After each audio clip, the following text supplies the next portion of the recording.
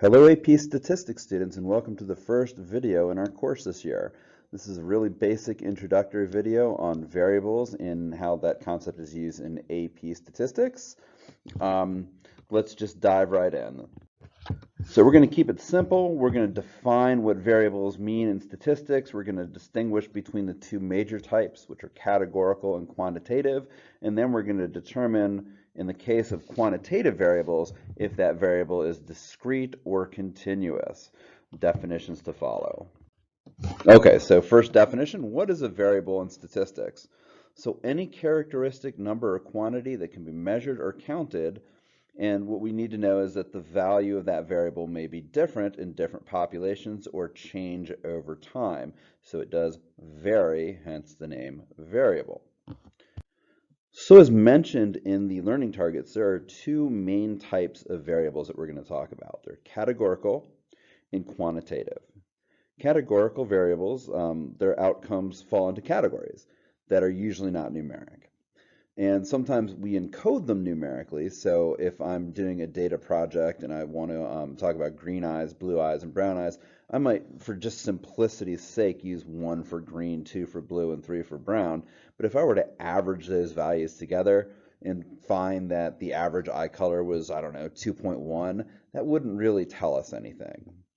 We're going to talk more about how to represent these graphically in other videos, but you should know that the most common ways are with frequency distributions, and you might not be familiar with that term, but you definitely know what it is.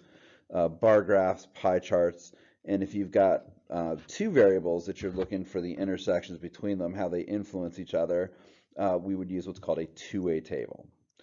And then for quantitative variables, where the outcomes are numeric and the average is meaningful, the ways we're going to represent those are with stem and leaf plots, histograms, dot plots, box plots, scatter plots, probably some others that I'm leaving off, but this is just to get the ball rolling here.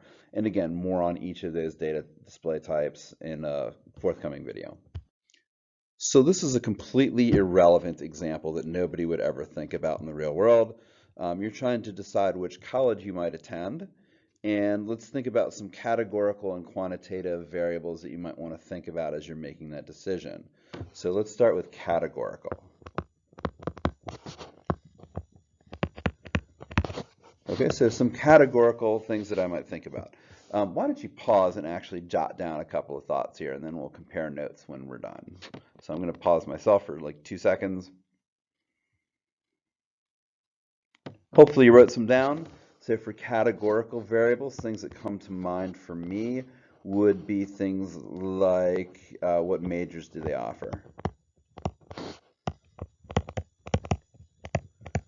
Okay, let's be honest, you might want to know the male to female ratio.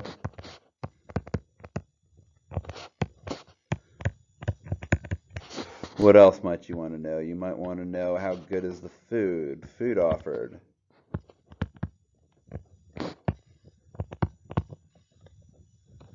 Okay, there's all kinds of other things. Those are just some simple examples. Let's move on to quantitative.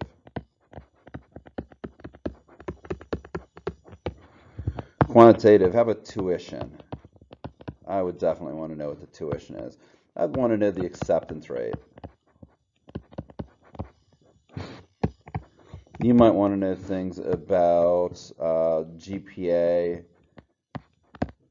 How about average years to attain a degree, which you would think is 4, but is definitely typically higher than that. So average years to earn a degree.